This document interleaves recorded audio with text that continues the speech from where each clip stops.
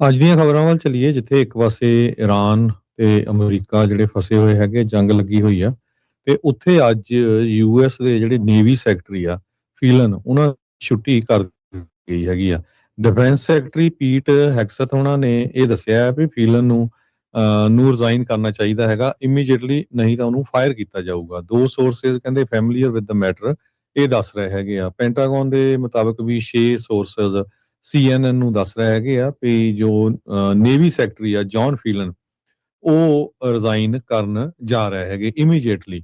So on behalf of secretary of war ਤੇ deputy secretary of war, ਤੇ ਕਹਿੰਦੇ ਵੀ ਅਸੀਂ ਸੈਕਟਰੀ ਫੀਲਨ ਦੀਆਂ ਸਰਵਿਸਿਜ਼ ਦੇ ਲਈ ਉਹਨਾਂ ਦਾ ਧੰਨਵਾਦ ਕਰਦੇ ਹਾਂ, ਪਰ ਹੁਣ ਉਹਨਾਂ ਨੂੰ ਜਿਹੜਾ ਆ ਛੱਡ ਕੇ ਜਾਣਾ ਪੈਣਾ ਹੈਗਾ ਆ। ਇਹ ਉਸ ਟਾਈਮ ਆ ਜਿਸ ਟਾਈਮ ਦੇ ਉੱਤੇ ਅਮਰੀਕਾ ਦੀਆਂ ਫੋਰਸਸ ਨੇ 29 ਜਿਹੜੇ ਵੈਸਲਸ ਆ ਉਹਨਾਂ ਨੂੰ ਆਪਣੇ ਕਬਜ਼ੇ ਦੇ ਅੰਡਰ ਰੱਖਿਆ ਹੋਇਆ, ਉਹਨਾਂ ਨੂੰ ਰੀਡਾਇਰੈਕਟ ਕੀਤਾ ਹੋਇਆ ਹੈਗਾ ਆ। ਸੋ ਫੀਲਨ ਨੂੰ ਲਾਸਟ ਟਾਈਮ ਜਿਹੜਾ ਵੈਸਟ ਬੈਂਕ ਦੇ ਵਿੱਚ ਦੇਖਿਆ ਗਿਆ ਸੀ। ਅੱਜ ਤੇ ਇੱਕ ਬਿਜ਼ਨਸਮੈਨ ਆ, ਉਹਨਾਂ ਦੇ ਕੋਲ ਪਹਿਲਾਂ ਕੋਈ ਮਿਲਟਰੀ ਦਾ ਐਕਸਪੀਰੀਅੰਸ ਹੈ ਨਹੀਂ। ਉਹ ਤਾਂ ਉਹਨਾਂ ਦੀ ਵਾਈਫ ਨੇ ਮਿਲੀਅਨਸ ਆਫ ਡਾਲਰ ਜਿਹੜੇ ਟਰੰਪ ਉਹਨਾਂ ਦੀ ਕੈਂਪੇਨ ਦੇ ਲਈ ਇਕੱਠੇ ਕੀਤੇ ਸੀ 2025 ਦੇ ਵਿੱਚ, ਜਦੋਂ ਉਹਨਾਂ ਦੀ ਕਨਫਰਮੇਸ਼ਨ ਹੋਈ ਆ ਉਸ ਤੋਂ ਪਹਿਲਾਂ। ਜੀ ਬਿਲਕੁਲ।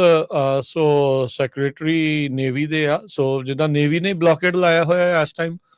ਸੋ ਪਹਿਲਾਂ ਤਾਂ ਰਿਜ਼ਾਈਨ ਦੀ ਚਰਚਾ ਚੱਲੀ ਸੀ ਜਿੱਦਾਂ ਤੁਸੀਂ ਕਿਹਾ, ਤੇ ਐਕਸੀਓਸ, CNN, Wall Street general, New York Times, ਹੁਣ ਸਾਰੇ ਜਾਣੇ ਇਹ ਕਹਿ ਰਹੇ ਵੀ ਫਾਇਰ ਇਹਨਾਂ ਨੂੰ ਕੀਤਾ ਗਿਆ ਹੈਗਾ ਆ।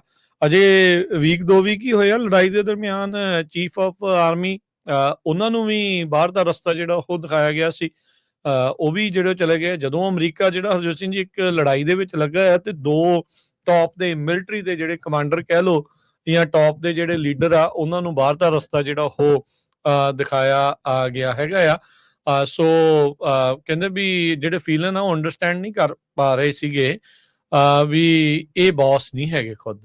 ਇਹ ਕਹਿੰਦੇ ਵੀ ਉਹਨਾਂ ਦਾ ਜੌਬ ਸੀਗੀ ਆਰਡਰਸ ਫੋਲੋ ਕਰਨਾ। ਵੀ ਜੇ ਆਰਡਰ ਫੋਲੋ ਨਹੀਂ ਕਰਨਗੇ ਤੇ ਉਹਨਾਂ ਨੂੰ ਕਹਿੰਦੇ ਵੀ ਉਹ ਕੀ ਸੋਚਦੇ ਸੀਗੇ ਵੀ ਉਹਨਾਂ ਨੂੰ ਚੱਲਣ ਦਿੱਤਾ ਜਾਊਗਾ। ਸੋ ਇਹ ਜਿਹੜੀਆਂ ਸਾਰੀਆਂ ਚੀਜ਼ਾਂ ਆ, ਸੋ ਕਹਿੰਦੇ ਵੀ ਇਹ ਵੀ ਦੱਸਿਆ ਗਿਆ ਵੀ ਪੀਟ ਹੈਗਸਥ ਤੇ ਫੀਲਨ ਦੀ ਆਪਸ ਦੇ ਵਿੱਚ ਨਹੀਂ ਸੀ ਬਣਦੀ। ਇਹ ਵੀ ਇੱਕ ਕਾਰਨ ਜਿਹੜਾ ਹੋ ਰਿਹਾ ਆ। ਹੁਣ ਜਿਹੜੇ ਨੇਵੀ ਦੇ ਅੰਡਰ ਸੈਕਟਰੀ ਹੰਗ ਕਾਓ, ਉਹ ਹੁਣ ਐਕਟਿੰਗ ਕਪੈਸਿਟੀ ਦੇ ਵਿੱਚ ਕਾਰਜਕਾਰੀ ਤੌਰ ਦੇ ਉੱਤੇ ਜਿਹੜੇ ਨੇਵੀ ਦੇ ਸਕੱਤਰ ਦੇ ਤੌਰ ਤੇ ਭੂਮਿਕਾ ਜਿਹੜੀ ਉਹ ਨਿਭਾਉਣਗੇ। ਤੇ ਜਿਹੜੇ ਪੀਟ ਹੈਗਸਥ ਆ ਜੋ ਪੈਂਟਾਗਨ ਦੇ ਚੀਫ ਆ, ਡਿਪਾਰਟਮੈਂਟ ਆਫ ਡਿਫੈਂਸ ਦੇ ਜਿਹੜੇ ਸਕੱਤਰ ਆ, ਉਹਨਾਂ ਨੂੰ ਕਹਿੰਦੇ ਵੀ ਇਹ ਮਹਿਸੂਸ ਹੋ ਰਿਹਾ ਸੀਗਾ ਵੀ ਜਿਹੜਾ ਫੀਲਨ ਆ ਉਹ ਬਾਈਪਾਸ ਕਰ ਰਿਹਾ chain of command too much. ਕਹਿੰਦੇ ਸਿੱਧਾ ਟਰੰਪ ਦੇ ਕੋਲ ਜਿਹੜੇ ਜਾ ਰਹੇ ਆ ਮੇਰੇ ਥਰੂ ਹੋਣ ਦੀ ਬਜਾਏ।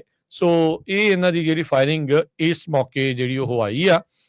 ਹੈਗਸਥ ਦਾ ਕਹਿੰਦੇ ਵੀ ਆਲਰੇਡੀ ਆਰਮੀ ਦੇ ਜਿਹੜੇ ਸਕੱਤਰ ਹੈਗੇ ਆ, ਡੈਨ ਡ੍ਰਿਸਕੋਲ, ਉਹਨਾਂ ਦੇ ਨਾਲ ਵੀ ਜਿਹੜੀ ਫ੍ਰਿਕਸ਼ਨ ਆ ਉਹ ਸਾਹਮਣੇ ਜਿਹੜੀ ਉਹ ਆਈ ਹੈਗੀ ਆ। ਸੋ ਕਹਿੰਦੇ ਵੀ ਜਿਹੜੇ ਡੈਨ ਡ੍ਰਿਸਕੋਲ ਆ ਉਹ ਬੜੇ ਕਲੋਜ਼ ਫਰੈਂਡ ਨੇ ਵਾਈਸ ਪ੍ਰੈਜ਼ੀਡੈਂਟ JD ਵੈਂਸ ਦੇ।